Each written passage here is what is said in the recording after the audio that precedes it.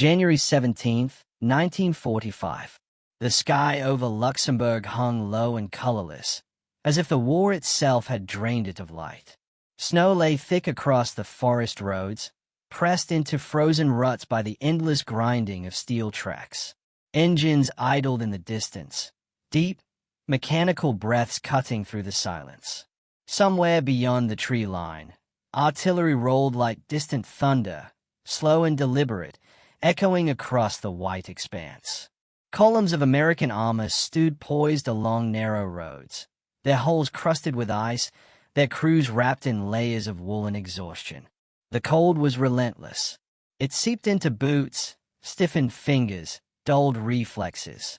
Yet beneath that stillness, something was shifting, something not written in any official order. At the center of it all stood a commander who refused to wait. General George S. Patton had already seen the map. He understood what others hesitated to accept. The German advance through the Ardennes had torn a hole in the Allied front, a violent and unexpected rupture. High Command called for caution, coordination, patience. But Patton saw something else entirely. Opportunity. In a war defined by rigid plans and carefully measured advances, he was preparing to do something dangerous, something bordering on reckless. An entire army, pivoting against expectation, moving not where it was told, but where it needed to be. The engines growled louder. Tracks tightened against frozen earth. Orders began to move, not across paper, but through motion. And in that moment, as steel began to turn north into the storm, the shape of the battle, and perhaps the war itself, was about to change.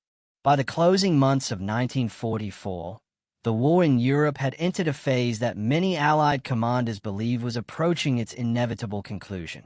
The landings in Normandy on June 6 had succeeded beyond their most cautious expectations.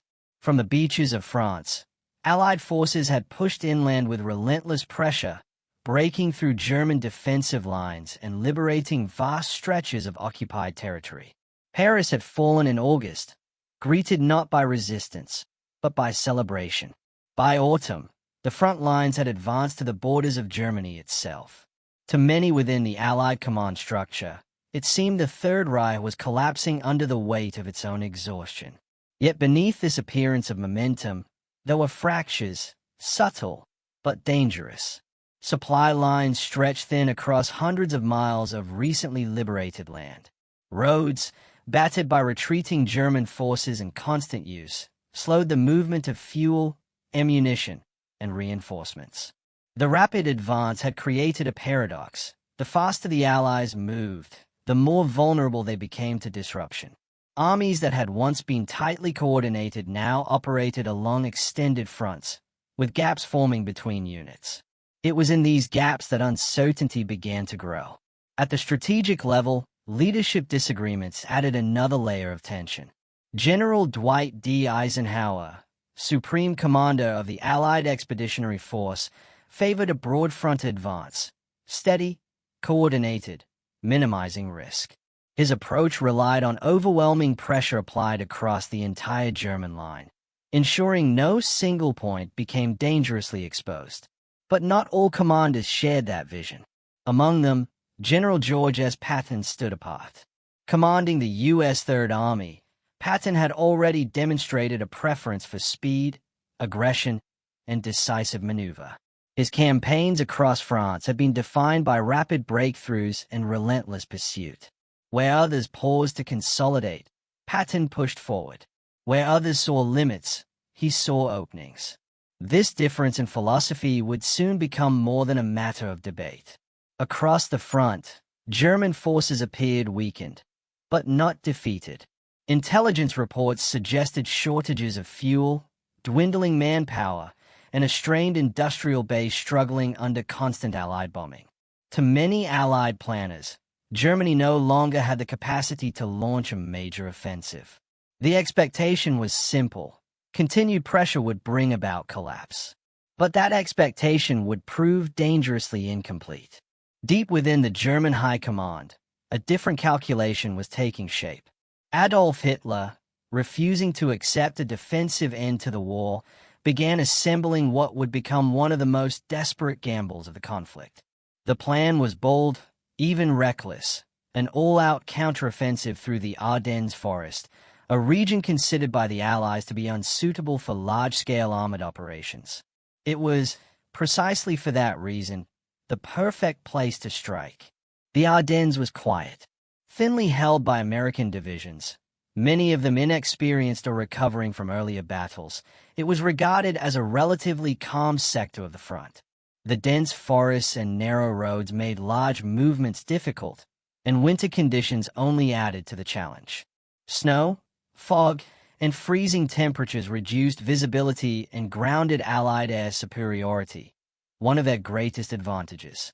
To the Germans, these conditions were not obstacles. They were cover. In December 1944, under strict secrecy, German forces began massing in the region.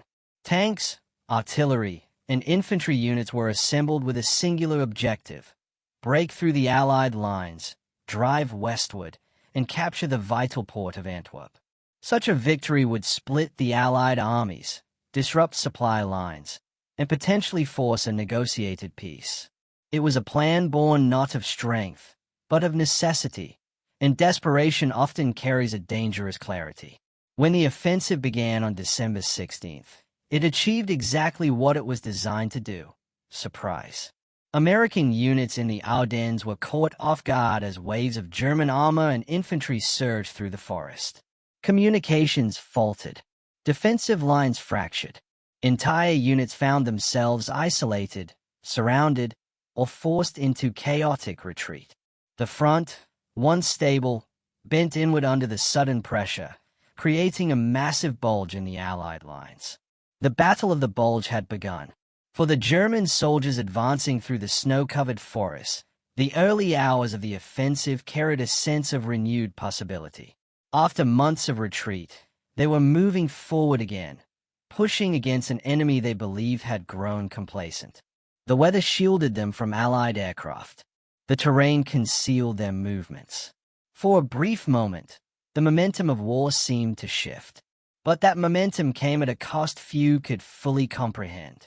Fuel shortages loomed over every advance. German tanks moved forward with limited reserves, knowing that every mile gained brought them closer not just to victory, but to potential immobility. Supply lines, already fragile, struggled to keep pace through the narrow forest roads. The offensive relied on speed and surprise. Without them, it risked collapse.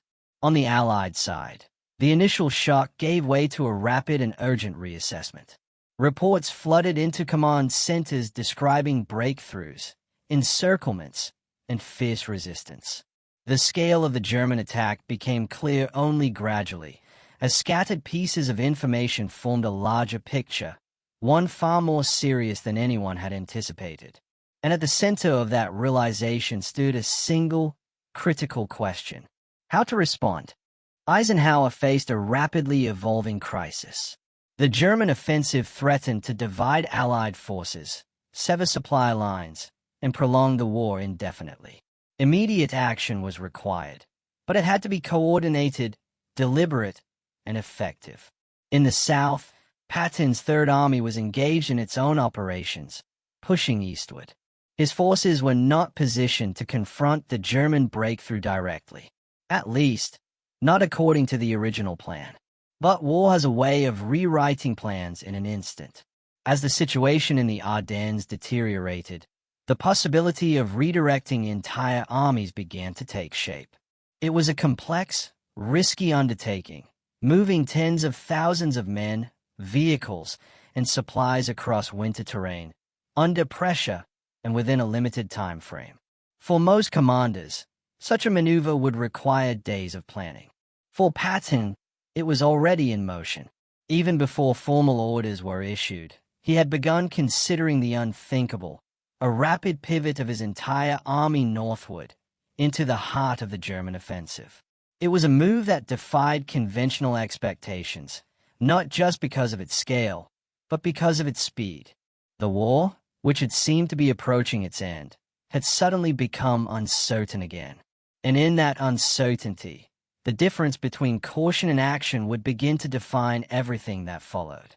As December 1944 unfolded, the Ardennes offensive expanded with a force that few within the Allied command had anticipated. What had first appeared as a localized breakthrough quickly revealed itself as a coordinated, large-scale assault, one designed not merely to disrupt, but to reshape the entire Western Front. German armored columns pressed deeper into Allied territory, exploiting confusion and fragmented. Roads that had once carried steady streams of Allied supplies now became contested arteries, choked with retreating units, soldiers, and hastily organized defensive positions.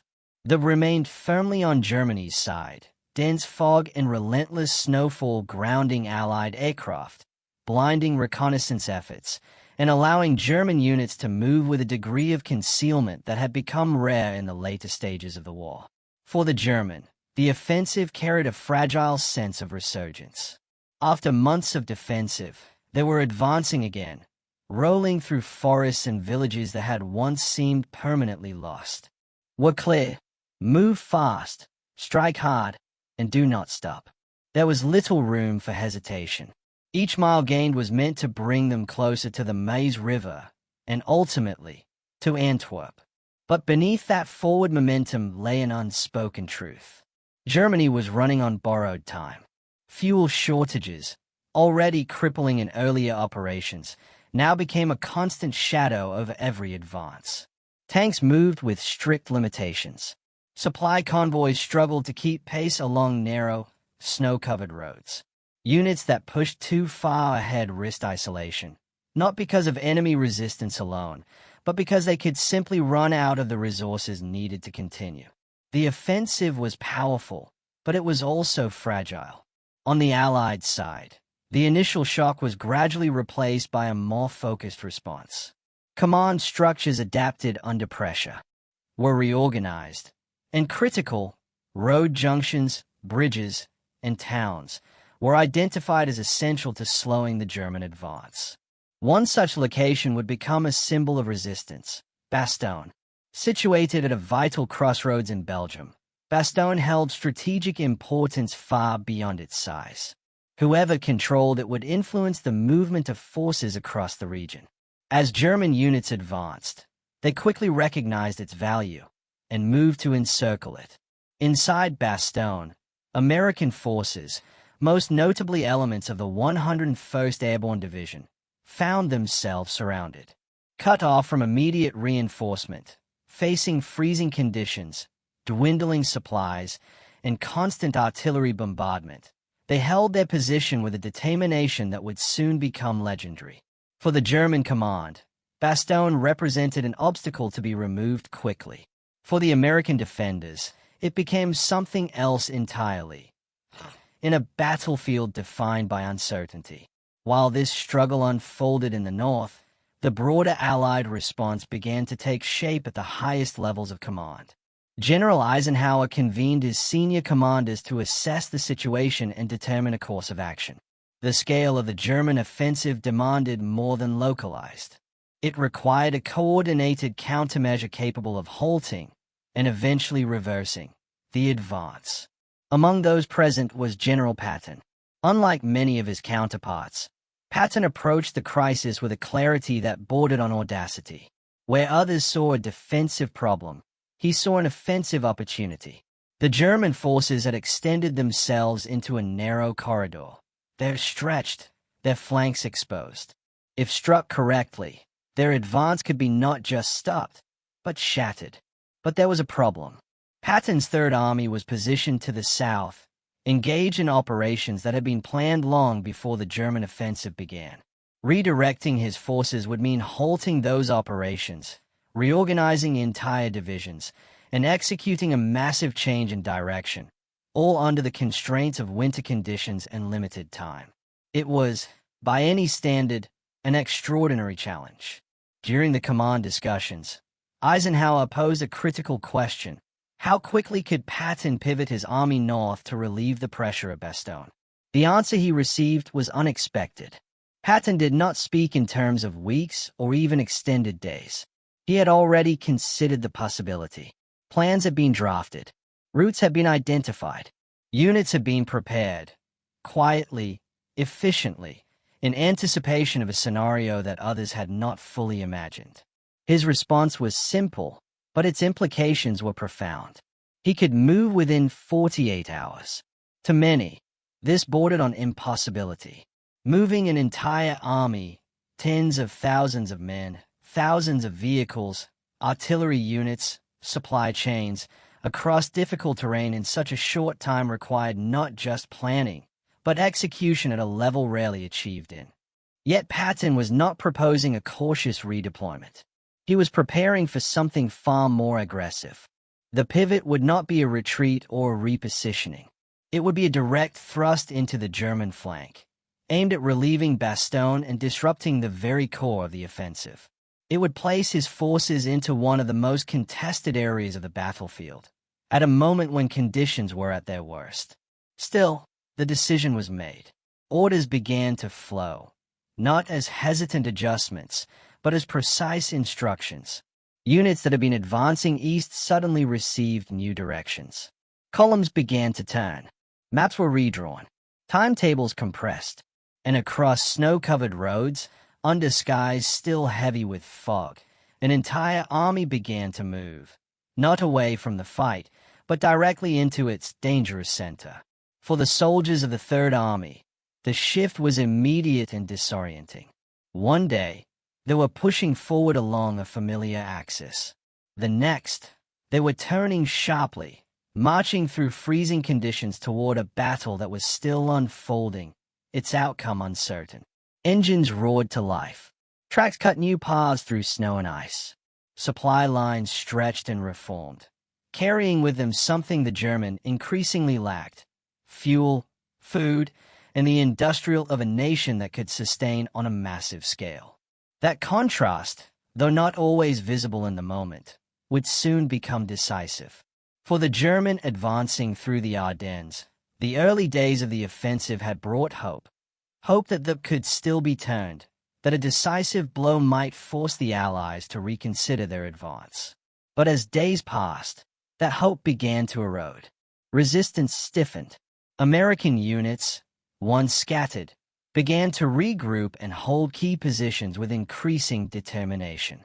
The encirclement of Bastogne, rather than breaking Allied morale, became a focal point of defiance. And somewhere to the south, beyond the forests and frozen roads, a new force was moving, faster than expected, stronger than anticipated, and aimed directly at where German momentum was most vulnerable. The offensive that had begun as a bold gamble was now entering a phase where every decision carried greater risk. Because while Germany had struck first, the response was coming. And it was coming with speed that would soon redefine what was possible on the battlefield. The unfolding battle in the Ardennes was not defined by a single perspective. It was a convergence of decisions and endurance, each layer revealing a different truth about what was happening beneath the surface of maps and reports. From the standpoint of leadership, the contrast was immediate and unmistakable. At the levels of Allied command, caution remained the guiding principle. Eisenhower's responsibility extended across requiring balance, coordination, and the careful management of resources. Every decision had to account for the broader effort, where misstep in one sector could ripple across the entire theater. Patton, however, operated within a different mental framework. His approach to warfare had always been rooted in an aggression. To him, hesitation was not caution, it was risk. The German offensive, rather than being a threat to contain, was an opening to exploit. Their advance into the Ardennes had created a salient, a protrusion into Allied lines that, if struck correctly, could become a trap. This divergence was not merely tactical. It reflected two fundamentally different interpretations of how victory would be achieved. For the soldiers on the ground, the reality was far removed from strategic debates. In the forests and villages of the Ardennes, the human experience of the battle was defined by cold, exhaustion, and uncertainty. Temperatures dropped well below freezing. Weapons jammed. Frostbite became as much an enemy as opposing forces. Sleep came in fragments, often interrupted by artillery fire or the distant rumble of approaching armor. American soldiers, many of them young and relatively inexperienced, had expected a continuation of forward momentum, a steady push into Germany, marked by progress and confidence. Instead, they found themselves facing a sudden and violent counterattack, one that shattered any sense of predictability. The German soldiers, on the other hand, entered the offensive with a different set of expectations.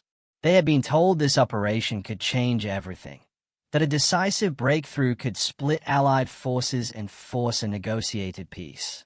For many, it was framed as a final chance to reclaim initiative, to reverse months of retreat. In the early hours, those expectations seemed justified. Advances were made.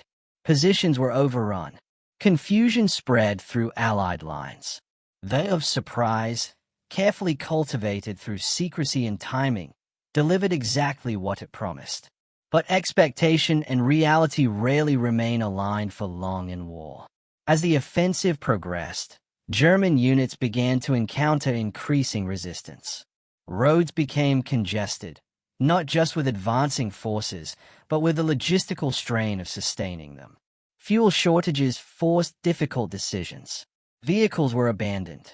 Units that had surged forward with confidence now found themselves waiting for supplies, for orders, for momentum that was beginning to slow. At the same time, a quieter but equally important shift was taking place within the Allied ranks. Despite the initial shock, cohesion began to re-emerge. Units regrouped. Command structures stabilized. Defensive positions hardened.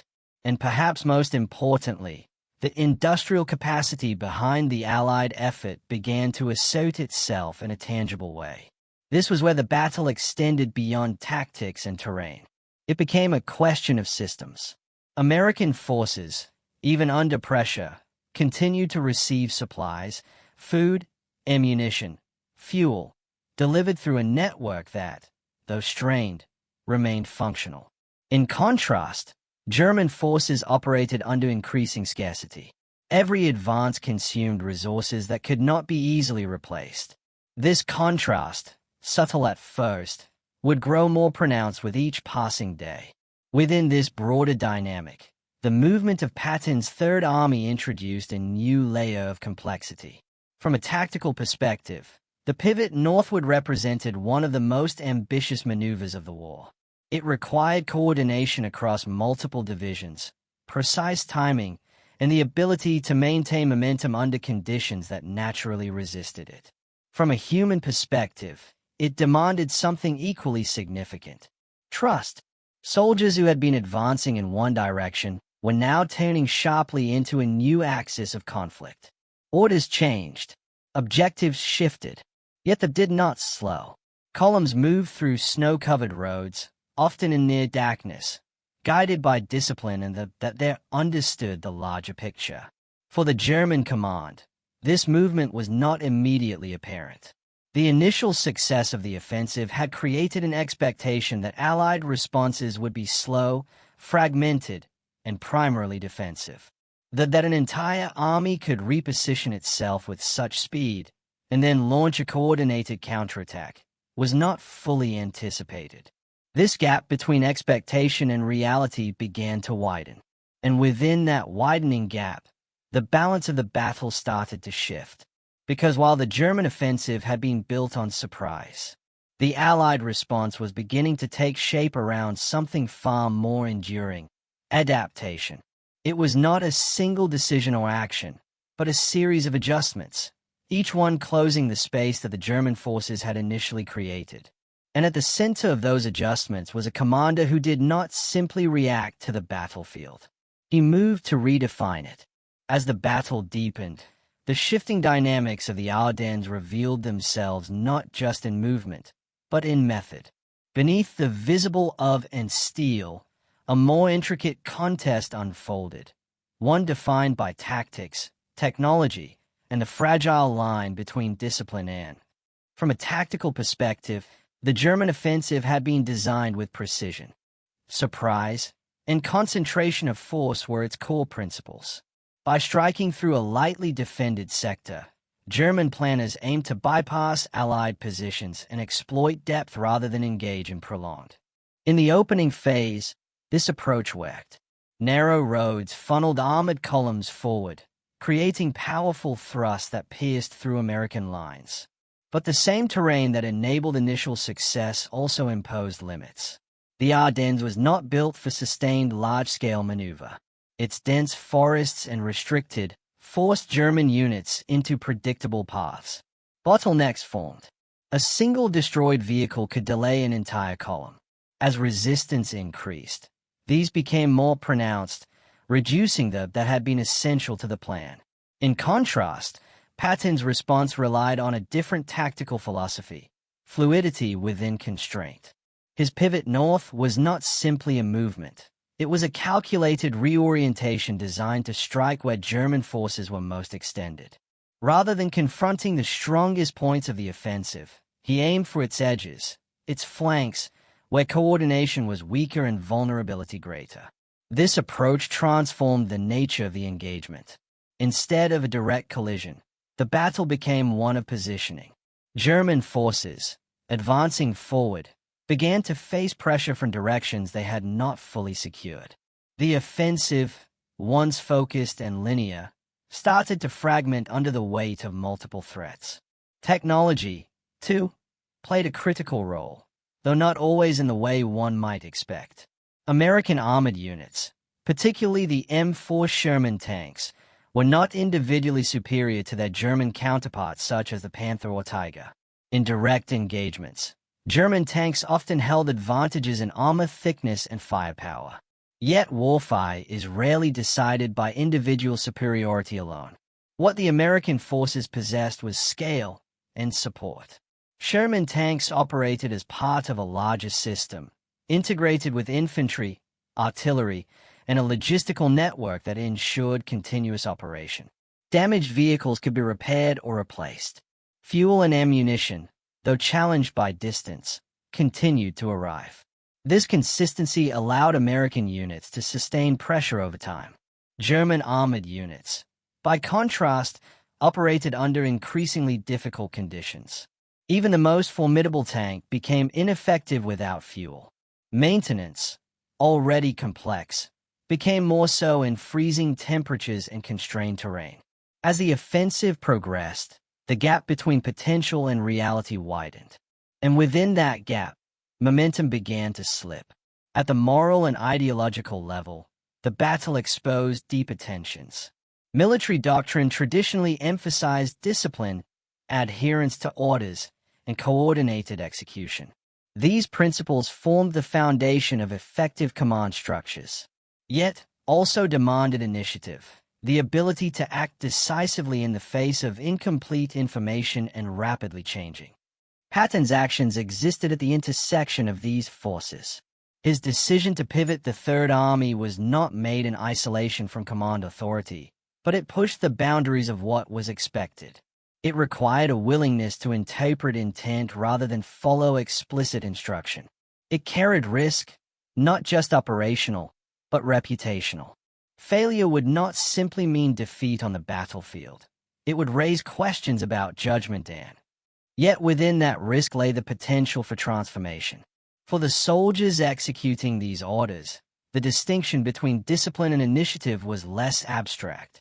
It manifested in movement, marching through snow, navigating unfamiliar routes, maintaining cohesion under pressure. Each step forward represented a balance between following orders and adapting to immediate reality. On the German side, a different moral tension emerged. The offensive had been presented as an effort, a chance to alter the course of the war. Early successes reinforced this belief. But as resistance strengthened and logistical strains increased, the contrast between expectation and outcome became harder to ignore. Fuel shortages forced units to halt.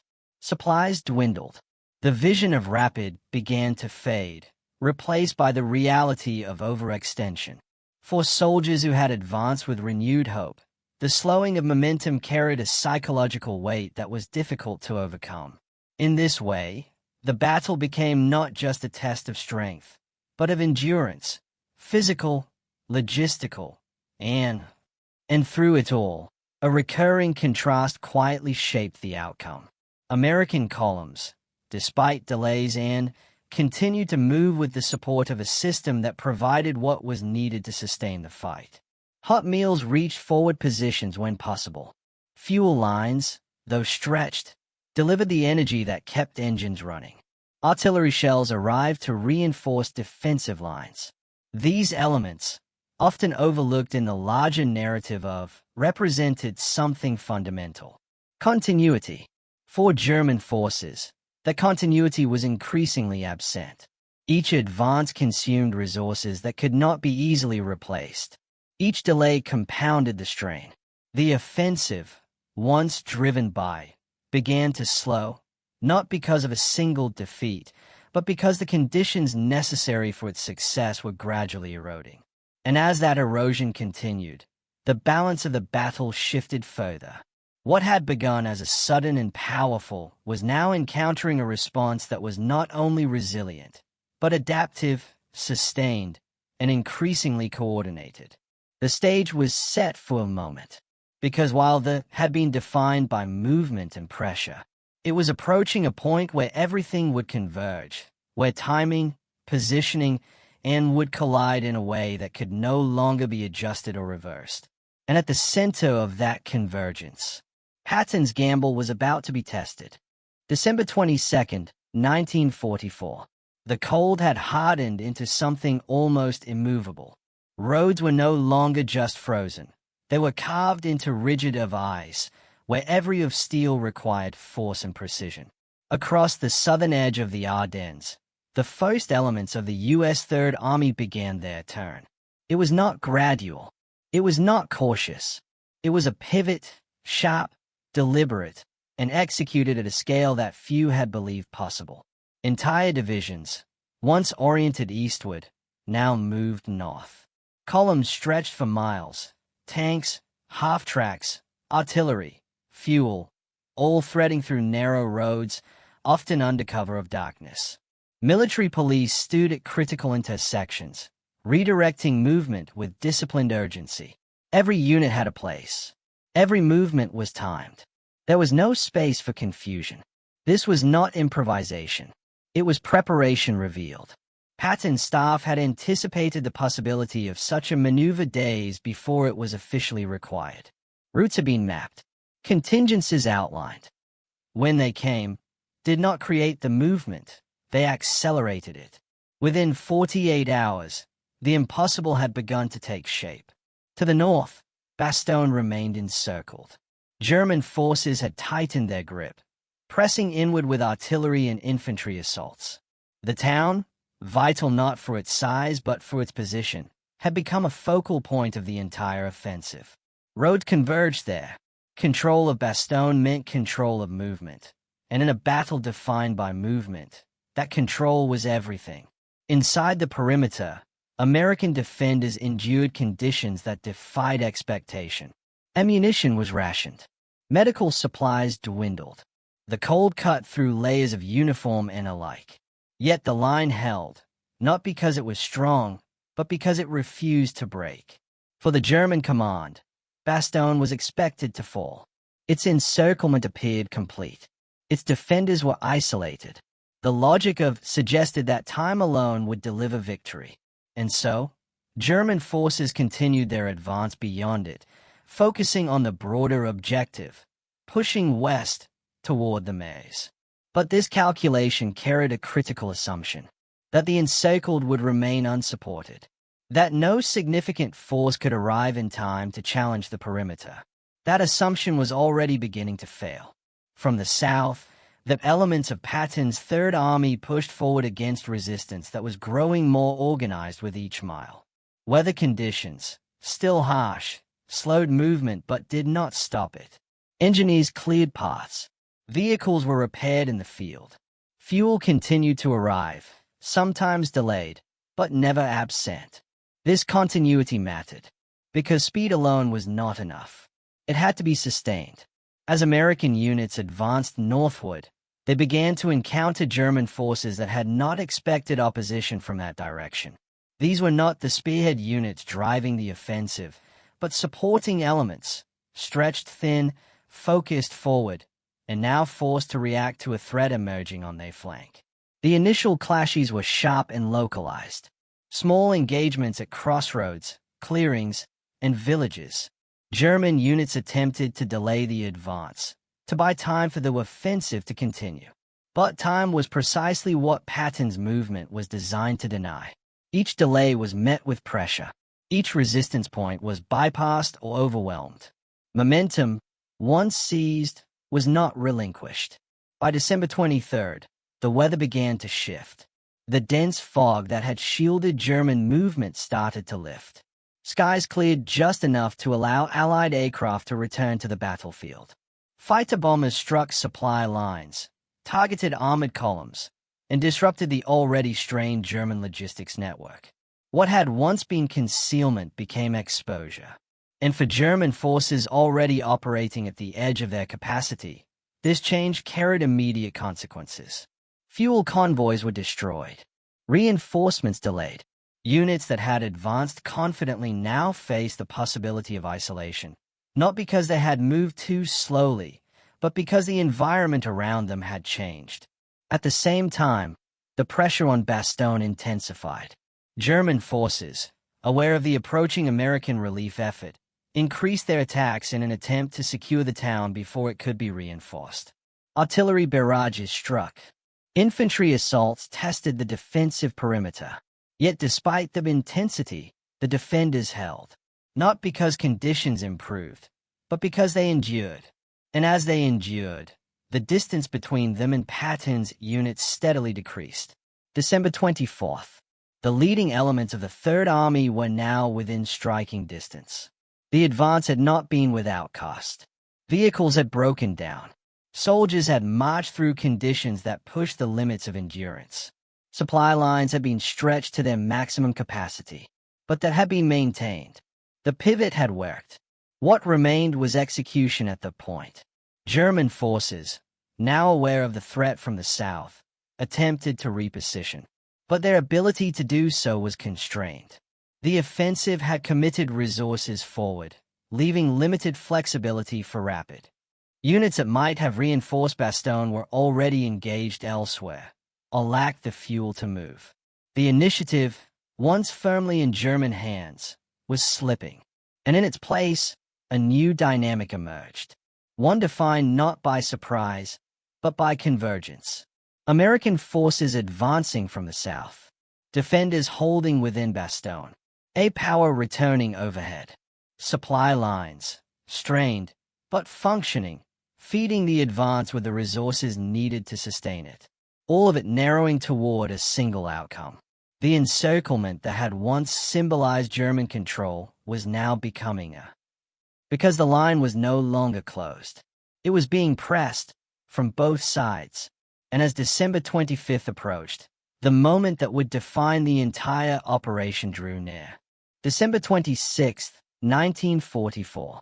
The frozen ground around Bastogne had been fought over for days, each mile contested, each approach guarded by vehicles, scattered equipment, and the quiet stillness of what the battle had already consumed.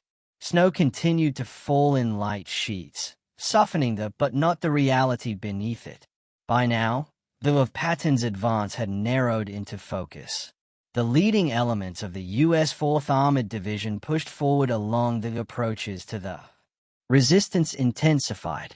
German units, fully aware of what was at stake, concentrated their efforts on delaying this advance for as long as possible. Every intersection became a defensive point. Every stretch of road carried the potential for ambush. But delay was no longer enough. The broader structure of the German offensive was beginning to strain under pressure from multiple directions. To the west, their advance had slowed significantly. Fuel shortages had forced armored units to halt or abandon vehicles. Allied air power, now fully active, struck supply with increasing frequency. What had once been a coordinated thrust was becoming fragmented, its parts no longer moving with the same unity of purpose. And at Bastogne, time had run out. The encircled American forces had held longer than German planners had anticipated. Despite limited supplies and constant pressure, the defensive perimeter remained intact. The town had not fallen. It had endured. Now, it was about to be relieved. In the late afternoon, as daylight began to fade, elements of the 4th Armored Division reached the southern edge of Bastogne. It was not dramatic. There were no pauses, no moments of stillness. It was movement continuing into connection. The encirclement was broken. A corridor, narrow, contested, but real, now linked Bastogne to the advancing Third Army. Supplies could move. Reinforcements could enter. The isolation that had defined the battle for days was no longer absolute. This moment, quiet in its execution, carried enormous weight, because it marked the point at which the German offensive could no longer achieve its core objective. Bastogne had been essential, not just as a crossroads, but as a symbol of control. Its capture would have enabled continued movement westward, maintaining the required for the larger plan to succeed.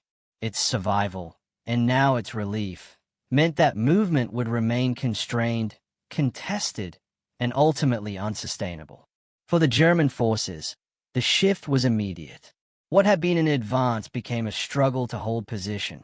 Units that had been pushing forward now faced pressure from multiple directions.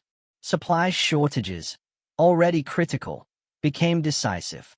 Fuel, once rationed carefully, was now insufficient to support both offense and defense. Decisions had to be made. Some units withdrew. Others remained in place, attempting to maintain a line that was increasingly difficult to define. The initiative had changed hands.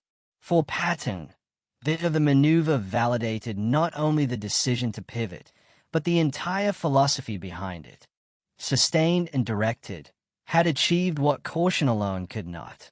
The rapid movement of the Third Army had not simply responded to the German offensive, it had reshaped it.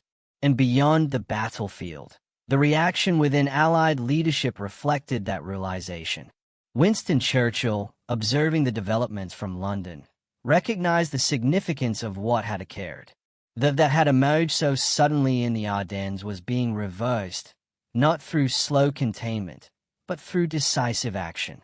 The ability of Allied forces to adapt, to shift entire formations under pressure, and to deliver a counterstroke at precisely the right moment, revealed a level of operational flexibility that would shape the remainder of the war. The shock was not that the Allies had responded. It was how quickly and how effectively they had done so. In the days that followed, the German offensive continued to lose momentum. Attempts to regain initiative faltered.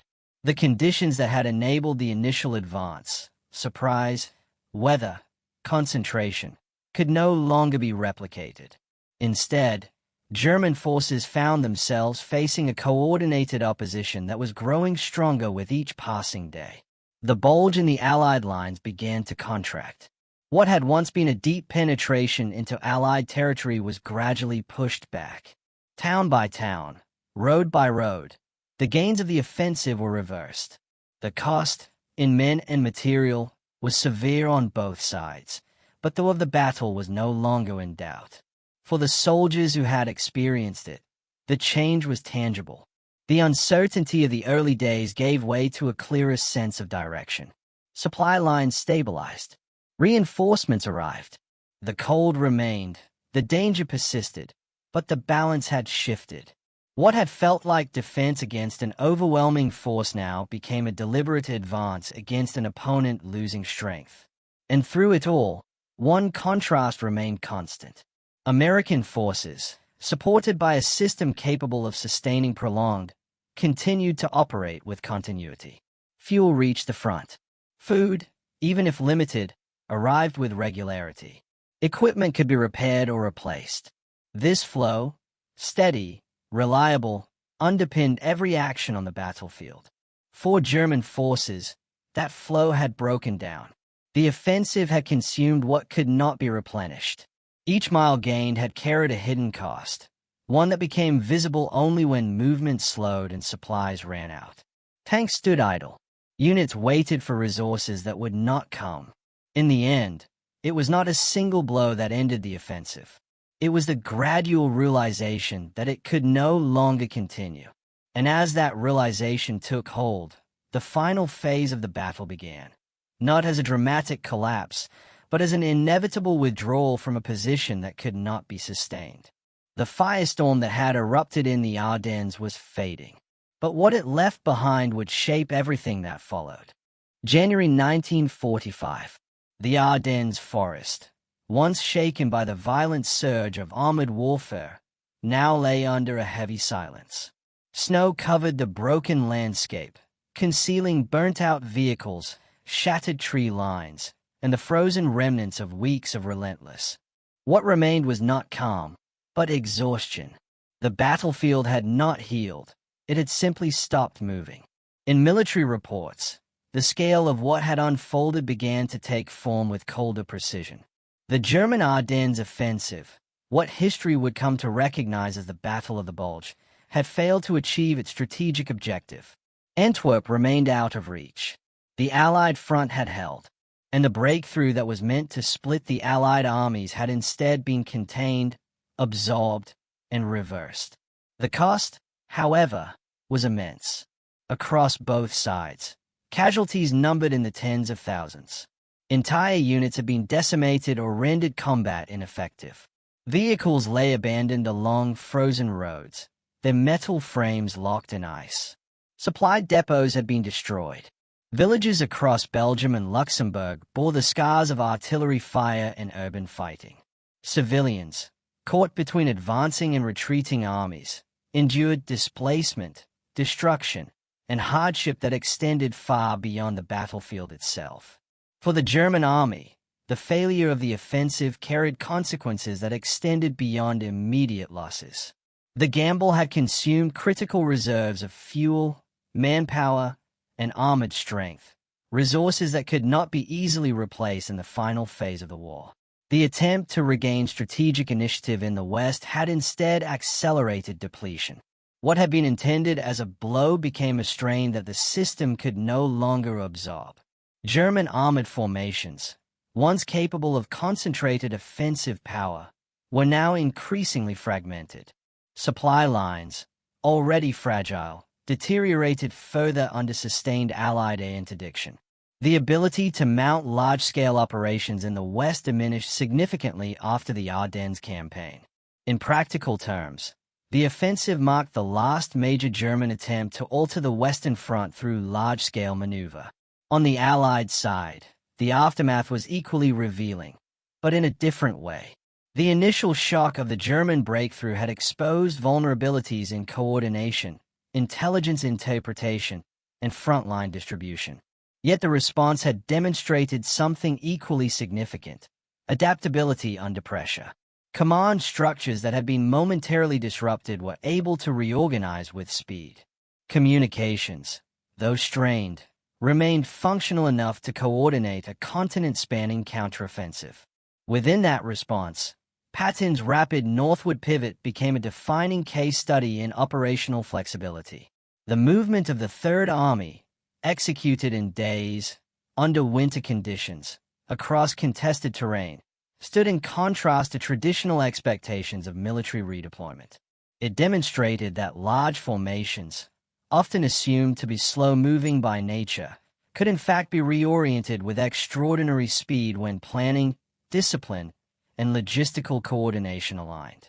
The relief of Bastogne became one of the most symbolic outcomes of the entire campaign. The encircled American defenders, who had held the town under siege conditions, were not only reinforced but integrated back into the broader Allied advance. Their endurance became a widely recognized example of defensive resilience under extreme conditions. Bastogne itself, though heavily damaged, remained in Allied hands, a critical junction that denied German forces the strategic depth they had sought.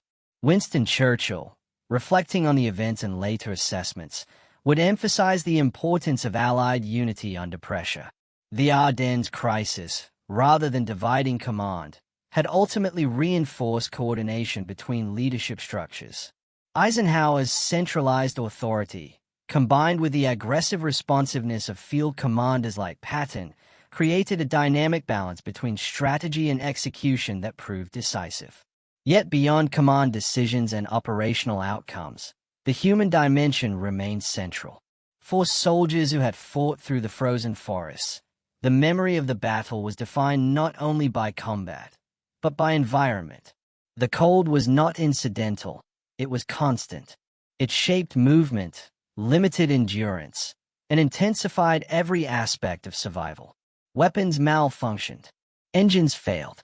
Even simple tasks required extraordinary effort. In such conditions, endurance became as important as firepower. For German, the experience carried a different weight. Many had entered the offensive with belief in a turning point, a final opportunity to alter the trajectory of the war. The initial success of the advance had reinforced that belief.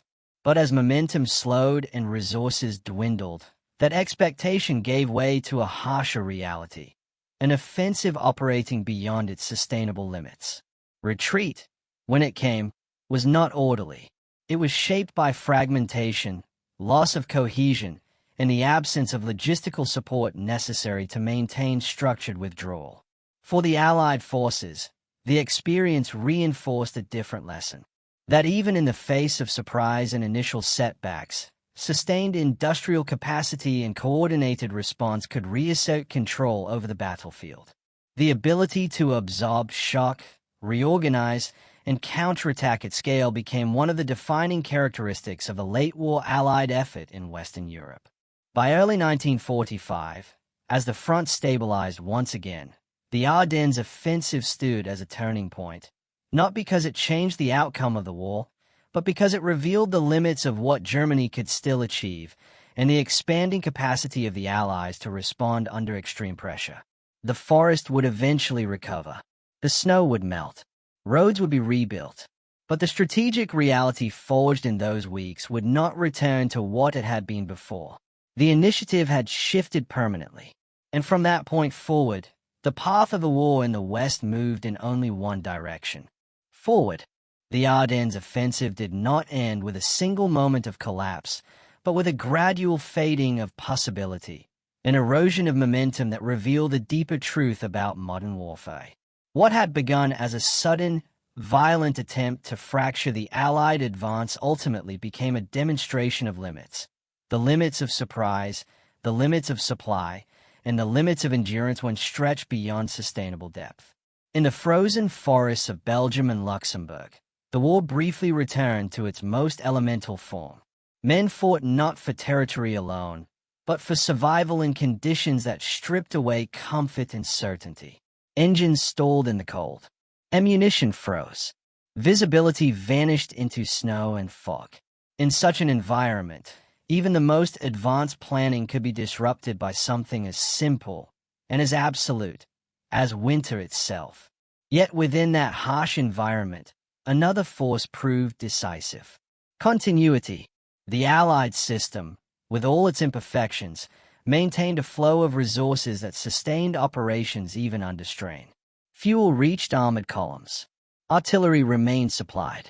Reinforcements arrived to fill gaps created by sudden breakthroughs. This continuity did not eliminate hardship, but it prevented collapse. On the opposing side, the German offensive demonstrated what happens when continuity breaks.